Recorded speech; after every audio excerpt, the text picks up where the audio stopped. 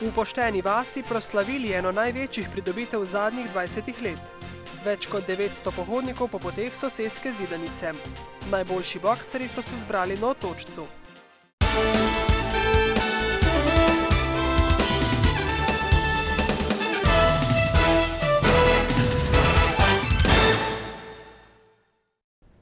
Dober večer. Prebivalci krajevne skupnosti Cerklje ob Krki se veselijo 3,5 km obnovljene lokalne ceste, ki povezuje Bušečo vas, Brvi, Pošteno vas in Stojanski vrh. Eno največjih pridobitev v zadnjih 20 letih so proslavili na prireditvenem prostoru v Pošteni vasi. Obnovljena cesta bo povečala prometno varnost, krajanom olajšala pot v šolo in na delo, hkrati pa zagotavlja lažji dostop obiskovalcem do vinorodnega območja. S tem je dana večja možnost razvoja turizma v povezavi s kmetijstvom, vinarstvom in rekreacijo. Tudi povezava z Gadovo-Pečjo in mogoče naprej za Hrvaško. In tlele je tudi eno društvo, turistično vinogradniško društvo, ker imamo tudi razne prireditve in tole in tako da za nas je to ena velika pridobitev. Posebej je pa varna zaradi vidika naklonov in vsega tega pomeni tudi v zimskem času, ker tlesen zapade kar nekaj snega, tako da bo tudi prevoznost bila s tem 100% zagotovljena. Od 900 tisoč evrov vredne naložbe je 576 tisočakov prispevala država. Najprej seveda je bilo potrebno utrditi podlago, potem seveda asfalt, nekje je bilo potrebno odvode narediti in pa tudi javno razsvetljavo v vaseh. Definitivno je to ena večjih investicij v infrastrukturo cestno v letošnjem letu. Zahvala za nemoten potek del, končanih v rekordnih 2 mesecih, gre sicer v veliki meri vaščanom, ki so projekt močno podpirali že od začetka, je poudaril Molan. V krajevni skupnosti Črnomelj, ki ima več kot 6000 prebivalcev, pa so po več kot 5 letih sklicali zbor krajanov. Udeležba je bila sicer majhna, a so zbrani nanizali veliko predlogov, kaj je vse treba postoriti v njihovi krajevni skupnosti, največji v črnomaljski občini. Poleg infrastrukture, kot je javna razsvetljava, obnove nekaterih stopnic in več ulic, so krajani opozarjali še na težave s parkiranjem, igriščem na Čardaku, z gnojevko in tudi s pasjimi iztrebki, še posebej v parku na Gričku, ki ga je treba nujno urediti. Prav je, da krajani povedo svoje pobude, ideje in želje in da potem nekako skupaj s krajevno skupnostjo, občino, z raznimi razpisi čim bolj uspemo in saniramo zadeve ali popravimo. Ker pa je proračun krajevne skupnosti omejen, znaša namreč le 20 tisoč evrov, se lahko vsako leto lotijo le ene večje naložbe, pravi Birkelbach. Letos načrtujejo obnovitev stare mrliške vežice v Vojni vasi. V bistvu bo šlo čisto za nov objekt, namenjen cvetličarni ali prodaji sveč, skratka, in manjši pisarni. Veliko več naložb v mestu pa izvaja oziroma načrtuje tamkajšnja občinska uprava. Zaključena bo ulica pod Gozdom, začetek ulice Prešernove ceste skupaj z enim delom Čardaka.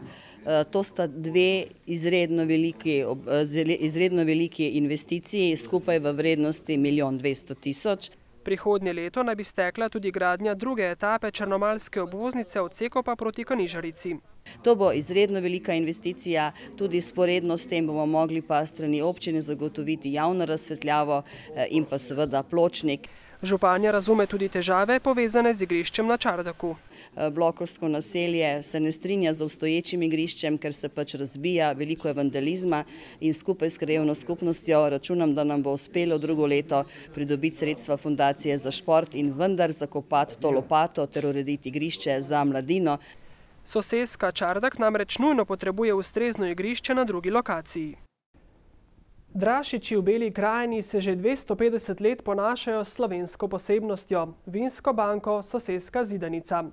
Pred njo se je letos zbralo več kot 900 pohodnikov, udeležencev 13. pohoda po poteh soseske Zidanice. Prišli so z vseh koncev Slovenije, nekateri prvič, drugi pa se že več let udeležujejo tega edinstvenega pohoda. Ob prigrizku in kozarcu soseskega vina so prisluhnili krajšemu kulturnemu sporedu in zaploskali besedam predsednika soseske Zidanice. Naj vam povedam, da ne bi slučajno pozabil kot zanimivost, vi ste prvi, ki boste to čuli, da je čisto na friško par danov nazi sprijeto, da bo prišla sosedska Drašiči na seznam evropske kulturne dediščine. Iz Slovenije je bil doslej na seznamu evropske kulturne dediščine le škofjeloški pasijon, poslej pa bo tudi soseska Drašiči, kar je veliko priznanje za tamkajšnje krajane.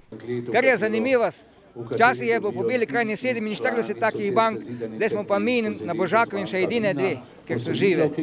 Drašiška beleži vedno več obiskovalcev in tudi pohodnikov, ki so se tokrat z mošnjički okrog vratu odpravili na dobrih 11 km dolgo krožno pot med vinogradi, na katerih je čakalo 7 postojank. Prva pred Prusovo zidanico, kjer so jim v pokušino ponudili 4 vrste njihovih vin.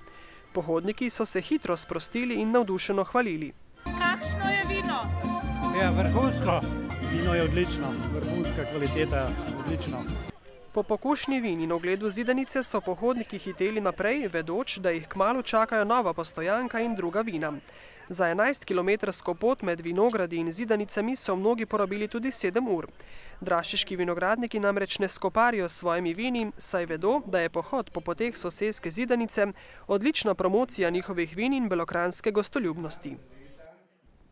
Že 90 let pa se po poti življenja podaja Stane Ilovar iz Novega mesta, ki v teh dneh obeležuje okrogel jubilej, sicer pa borec 14. divizije, ki se je iz Suharja v času druge svetovne vojne podala na svojo bojno pot na Štajersko.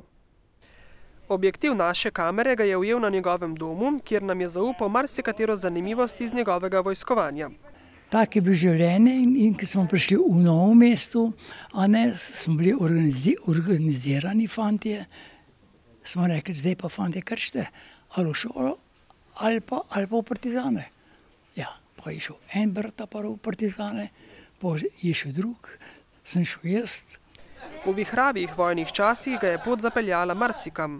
Kam pa bogi reveži grete, mi pa v Ketni, na železniško postajo, v Ljubljano, v Trst, v Kalabijo, Sicilijo, na Liparske otoke. Veste, kje so Liparske otoki bogati? Veseli novopečeni 90-letnik je na svojem domu tudi zaplesal in zapel ter s tem dokazal, da več kot odlično kljubuje svojim letom. Po lanskem uspehu projekta Prebrane knjige novim bralcem v izvedbi Rotaract kluba Novo mesto, znotraj katerega so zbrali več kot 500 knjig za dom starejših občanov, so se letos mladi lotili podobnega izziva. Le ciljno občinstvo je tokrat malo drugačno.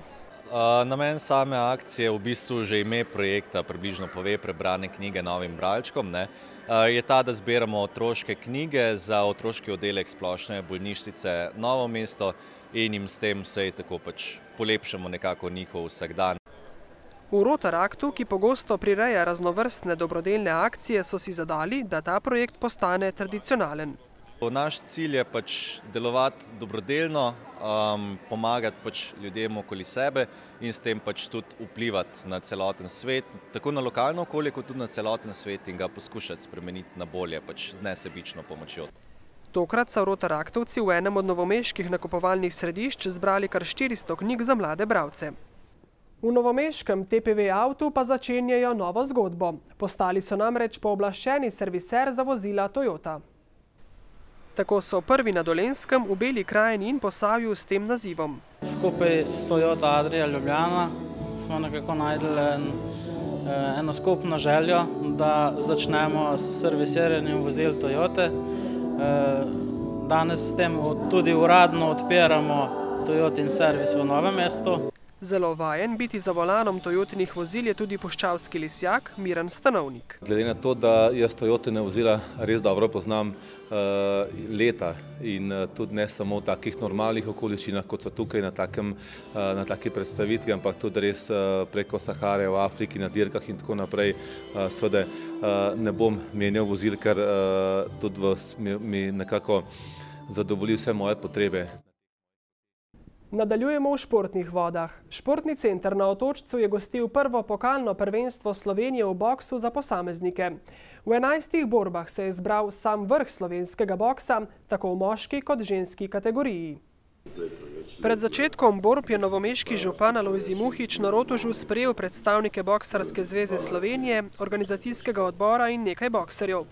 Boji so se nato preselili na Otočec. Naša najboljša boksarka vseh časov Mateja Rajterič je v borbi do 51 kg zmago upravičila sloves favoritinje. Ja, zelo dobro, ne. Prvo sem zmagala Drugo sem iskala točke, kar mi je bilo najbolj pomemben. Mogoče bi se lahko malo več gibala, no, ampak mislim, da je bilo to čisto zadosti, tako da v redu.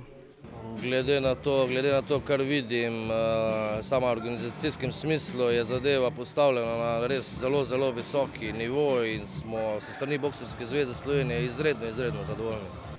Takšni dogodki so tudi jasen signal Boksarske zveze Slovenije, da še bolj razširi priljubljenost te borilne veščine pri nas. V prvi vrsti, kot sem rekla, boks se res razvija in vsem nam v zvezi je interes, da se po vseh krajih prikaže boks in da se tudi zanimanje za boks, ali tudi za amaterski boks, da se zvigne, ker je pač le olimpijska disciplina. Mi nedvomno želimo razširiti boks na vse kraje oziroma regijska področja širom Slovenije. Na Dolenjskem že obstaja en boksarski klub, želimo, da bi teh bilo še več in trudili se bomo tudi, da bo to tako. Vsi najboljši amaterski boksarji se z veseljem odzovejo na povabila na takšna tekmovanja, dodaja Pavlin. V 11. krogu prve lige NLB Leasing sta se v Trebnjem pomerila Trimo in gostje iz Krškega. S 34-23 so bili uspešnejši domačini. Pomlajeni Krčani so stik s Trebanjci držali le do polovice prvega polčasa in izida 7-7, ko sta vajeti v svoje roke prevzela Skube in Garcia ter svojemu moštvu do odmora priborila 5 zadetkov prednosti. Do 40. minute so Trimovci podvojili prednosti z prvega dela, zato sta trenerja obeh moštev v končnici ponudila priložnost rezervistom. Ja, vedeli smo, da bo težka tekma, kljub temu, da je gostujoča ekipa nekakoliko slavljena, izgubila nekaj igralcev. Mi smo se cel teden dobro pripravljali na nasprotnika in mislim, da smo na koncu zasluženo zmagali. Najučinkovitejša v vrsti Trima sta bila z 8 zadetki Garcia in enim manj Skube. Pri pomlajenih Krčanih je 6krat zadev Koprivc.